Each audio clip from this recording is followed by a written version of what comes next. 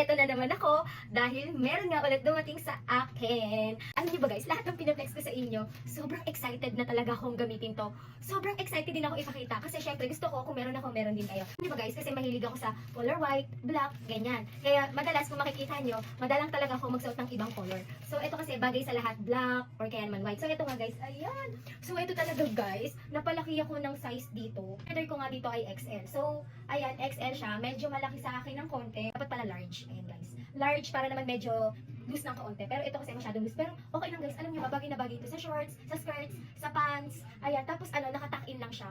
Tapos ang social talaga niyang tingnan. Ang ganda tingnan. Alam niyo ba guys, napakaganda ng tela nito. Napakamura lang din ito. Sa mall, bibili ka halimbawa na lang sa Uniqlo. Ganito din kasi yung mga tela nun. Bibili ka ng ganito.